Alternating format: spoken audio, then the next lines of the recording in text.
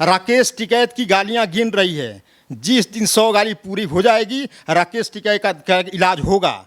ये व्यक्ति बाहर कैसे घूम रहा है, इसके ऊपर सवाल उठने चाहिए। नमस्कार, मैं हूं विमल त्यागी और आप देख रहे हैं पब्लिक मित्र। अब बात करेंगे राकेश टिकैत की। वो चेतावनी दे रहे हैं कि 9 जून तक सरकार हमारी बात मान ले, केंद्र सरकार हमारी मांग सुन ले, इन पहलवानों के साथ न्याय कर दे, वरना हम देश में आंदोलन करेंगे।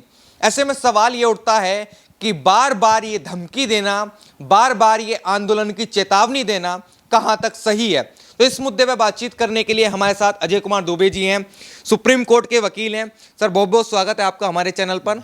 सर, किस तरीके से देखते हैं देश में जो माहौल बना रखा है केंद्र सरकार के खिलाफ कहें, या जो आंदोलन की चेतावनी राकेश टिकैत इस समय दे रहे हैं पहलवानों को आगे कर क्या कहेंगे उस पर? इसमें सबसे पहले त्यागी जी, मैं आपको बता दूं कि सबसे पहले मैं महिलाओं का सम्मान करते हैं और हमारी देश की जो सरकारें हैं और जो खास करके भारतीय जनता पार्टी की केंद्र की सरकार है, वो महिलाओं के प्रति बहुत ही सहानुभूति रखती है और उनका सम्मान करती है। जहाँ तक रही इस आंदोलन की बात, तो जनवरी 2023 में ये आंदोलन स्टार्ट हुआ और 5 दिन ये आंदोलन चला। फिर इसमें खेल मंत्री श्री अनुराग ठाकुर जी ने एक कमेटी बनाई, जिसके अंदर में उस कमेटी में 3 लोग आंदोलन करने वाले ही लोगों के तरफ से थे, जो महिला पहलवान हैं, और उसमें खास करके एक योगेश्वर दत्त जी भी थे, फोगाट थी। इन लोगों की कमेटी बनी और उसकी अध्यक्षता कर रही थी श्रीमती पीटी उषा, जो इस देश की जानी मानी हस्ती हैं। उनको उनका परिचय देने की कोई ज़रूरत नहीं है। लेकिन इन लोगों ने क्या किया कि उस रिपोर्ट में आई रिपोर्ट, उस रिपोर्ट को दरकिरार करते हुए उन्होंने फिर कहा कि हमें आंदोलन करना है और सरकार हमारी बात नहीं सुन रही है।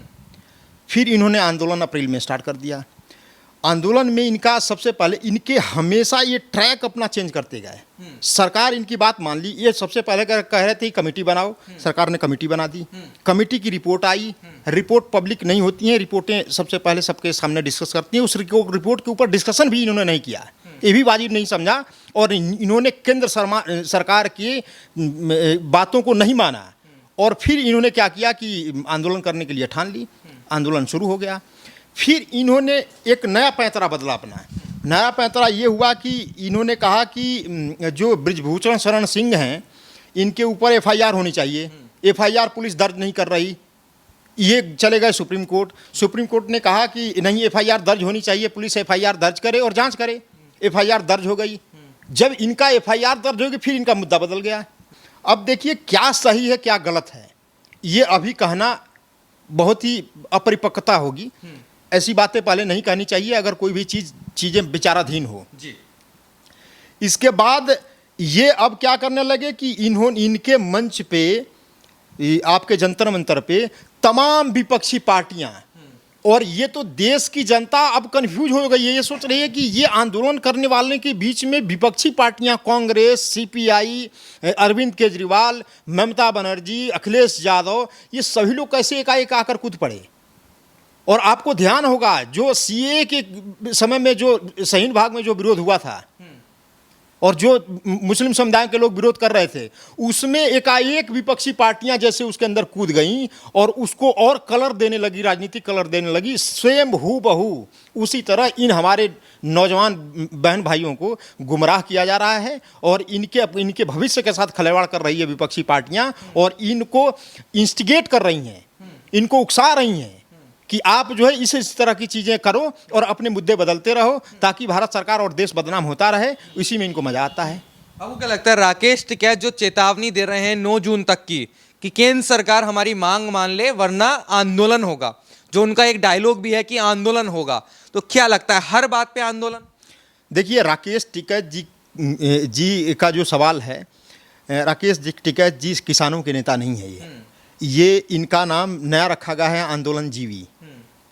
ये जहाँ भी आंदोलन होता है देश में, ये पब्लिसिटी इतनी कमा चुके हैं कि जहाँ भी इस देश और भारत के खिलाफ और भारत सरकार के खिलाफ जो भी आंदोलन होगा, ये आंदोलन जीवी के रूप में कुछ लोग हैं वहाँ पहुँच जाते हैं, जिसमें राकेश टिकैत अग्रणी हैं।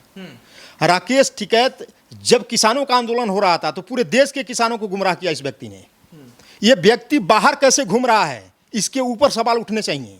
ये व्यक्ति जेल के अंदर क्यों नहीं है, जो लाखों किसानों करोड़ों किसानों के साथ के भविष्य के साथ खिलवाड़ करके, और वो 3 कानून जो किसानों के फेवर में आए थे, इस देश के अंदर में जो कृषि में एक तरह का तेजी आनी चाहिए थी, वो उस बिल को वापस करा करके और इन लोगों ने किसानों के साथ खिलवाड़ किया है। और आगे देखेंगे वो जैसे आंदोलन खत्म होता है, जहां जहां भारतीय जनता पार्टी इलेक्शन में जहां जहां कैंपेन करती है, उसके खिलाफ में राकेश टिकैत जाकर कैंपेन करता है।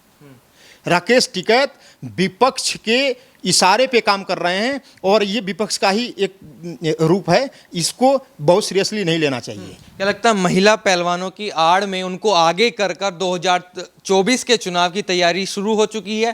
क्या लगता है विपक्ष इन्हीं के सहारे अब चुनाव लड़ेगा? विपक्ष पे कोई मुद्दा नहीं है, वो केंद्र सरकार को बदनाम करके महिला पहलवानों के नाम पर, कभी मुसलमानों के नाम पर, कभी किसानों के नाम पर यही चुनाव लड़ेगा?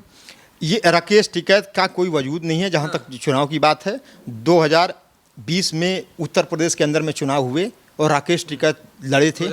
2022 में सॉरी, राकेश टिकैत लड़े थे और उत्तर प्रदेश में क्या हासिल हुआ है। ऐसे ये बंगाल में गए, सोचे कि भारतीय जनता पार्टी की एक भी सीट नहीं आएगी। बंगाल में भारतीय जनता पार्टी पिछली बार से कई गुना अधिक सीट लेकर आई और राकेश टिकैत कुछ नहीं कर पाए। राकेश टिकैत का कोई जनाधार नहीं है। ये अपने ही कितनी बार चुनाव लड़ चुके, अपने ही विधानसभा में जो व्यक्ति जीत नहीं सकता, वो व्यक्ति कैसे मोदी जी को और इतनी बड़ी पार्टी को कैसे टक्कर दे सकता है, जिसके 18 करोड़ से अधिक कार्यकर्ता हैं, विश्व की सबसे बड़ी पार्टी है। ऐसे कीड़े मकोड़े आते रहते हैं, ये कुकुरमुत्ते की तरह उगते हैं और फिर ये गायब हो जाते हैं, इनको कोई नहीं पूछता। क्या लगता है बार बार धमकी देना? क्या लगता है हर जैसे कि कृषि कानून आए थे, उसके बाद से सरकार ने कृषि कानून वापस ले लिए, तो सरकार को अपने जो मकसद है सरकार का, उस पर बार बार पीछे धकेलने का काम इस समय राकेश टिकैत कर रहे हैं, वो हर बार कामयाब हो जाते हैं। तो इस बार क्या नजर आ रहा है आपको? ये एक महाभारत का प्रसंग है, आपको बता दूं। एक शिशुपाल होते थे, वो कृष्ण भगवान के बुआ थे, बुआ के लड़के हैं थे। वो बुआ ने कृष्ण भगवान को खिलाते खिलाते ही एक उनसे प्रतिज्ञा ले ली थी, वरदान ले लिया था कि मेरा बेटा जो है थोड़ा सा दिमाग से कमज़ोर है और वो तुम्हें गाली देना तो उसको माफ़ कर देना। कृष्ण भगवान ने कहा था कि बुआ मैं माफ़ कर दूंगा, लेकिन 100 गाली तक माफ़ करूंगा। और ये आप अगर स्मरण कर पाएँ तो ये प्रसंग मिलता है कि जिस दिन शिशुपाल की 100 गाली पूरा होती है, उसी दिन कृष्ण भगवान सुदर्शन चक्र से उसका गला काट देते हैं। तो आप ये मानकर चलिए कि भारत सरकार और इस देश की जनता राकेश टिकैत की गालियां गिन रही है। जिस दिन 100 गाली पूरी हो जाएगी, राकेश टिकैत का इलाज होगा और इस देश की प्रशासन करेगी और विधि सम्मत और न्याय सम्मत इसका जवाब देगी और इसका इलाज करेगी। आप बिल्कुल निश्चिंत रहें, इसकी गाली गिनने की गिनती शुरू हो गई है और जिस दिन पूरा होगा राकेश टिकैत कहीं ना कहीं बिल्कुल कानून और संविधान के तहत इनका इलाज होगा, यह आपको मैं आश्वासन देता हूँ। तो क्या आपको क्या लगता है कब तक ये मामला सुलझ जाएगा? क्योंकि पहलवानों का मुद्दा लगातार दिन पर दिन बढ़ता जा रहा है। वो मेडल अपने गंगा में बहाने गए थे, नरेश टिकैत आते हैं, वो मेडल लेते कि हमें थोड़ा वक्त दीजिए, हम बातचीत करते हैं। क्या इसमें भी कोई साजिश है? अपने भारत को बदनाम करने की कोशिश है कि जो कहते हैं विश्व गुरु बनने की ओर हम बढ़ रहे हैं, तो उसमें कि हाँ देखिए आपके यहाँ तो जो आपके पहलवान हैं वही धरने पे बैठ जाते हैं। आपको क्या लगता है? देखिए, इसमें बहुत सारी बातें निकल कर आ रही है कि पहलवान क्यों धरने पे बैठ रहे हैं। जहाँ तक बृजभूषण शरण सिंह का कहना है कि ओलंपिक के नियमों में, कुश्ती संघ के नियमों में कुछ बदलाव किए गए हैं और बदलाव ये हैं कि एक बार जो ओलंपिक, पहले ये नियम था कि एक बार जो ओलंपिक खेल लेगा वो नेशनल नहीं खेलेगा, फिर भी उसकी ओलंपिक में सिलेक्शन हो जाएगी। लेकिन अब क्या है, उन्होंने नियम में बदलाव कर दिए और नियम में बदलाव ये किए कि आप ओलंपिक खेले हैं या नहीं खेले हैं उससे कोई फर्क नहीं पड़ता है, आपको नेशनल खेलना ही खेलना है। और एक और इसमें बदलाव किए हैं कि सिर्फ एक ही क्षेत्र के, एक ही स्टेट के लोग कुश्ती संघ में भाग लेते थे, और उन्होंने कह दिया कि नहीं, हर स्टेट के लोगों को उसके अंदर में भाग लेने की जो है वो दिया जाएगा, अवसर दिया जाएगा। उसमें क्या हुआ कि सेलेक्टेड लोग जो सोच रहे हैं कि कुश्ती संघ के ऊपर सिर्फ एक स्टेट का और एक परिवार का कब्जा हो, वो लोग बौखलाए हुए हैं। और इसमें सबसे बड़े साजिशकर्ता अगर कोई है तो हरियाणा के पूर्व चीफ मिनिस्टर भूपेंद्र सिंह हुड्डा जी हैं। उन्होंने ही इसको हवा दी, क्योंकि वो कुश्ती संघ के अध्यक्ष रह चुके हैं और उन्होंने ही इनको उकसाया और कहा कि आप धरना प्रदर्शन करो, ताकि वो जो सत्ता है वहाँ से इस्तीफा दिलवाओ और वो चीज़ें हमारे किसी भाई बंधु के पास आ जाएगी और फिर हम जो पहले मौज करते थे वैसे ही मौज करेंगे। अब इसका कोई आधार नहीं है। और धीरे धीरे इनको भी, जब हमारे जो बहनें हैं, जो भाई हैं वहाँ, जो पहलवान हैं, धरने पे हैं, इनको जैसे जैसे समझ में आएगी और जब समझ में आएगी तो इनको पता लगेगा कि उनके पीछे कितनी बड़ी साजिश के तहत उनको फंसाया गया है। इसमें उनका कोई कसूर नहीं है। अभी छोटे छोटे बच्चे हैं, उनको जैसा जो कह रहा है वैसे कर रहे हैं। किसी दिन वो बैठकर स्व अध्याय करेंगे तो उनको पता लगेगा कि हमारे साथ धोखा किया गया है। हमसे बातचीत करने के लिए बहुत बहुत धन्यवाद सर।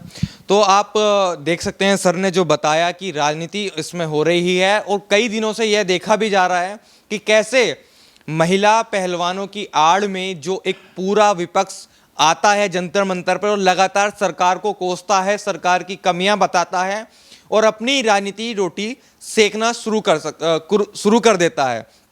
आप क्या सोचते हैं इस पूरे मामले में जो राकेश टिकैत की एक चेतावनी केंद्र सरकार को दी गई है, उस पर आपकी क्या टिप्पणी है? कमेंट करके जरूर बताएं। धन्यवाद।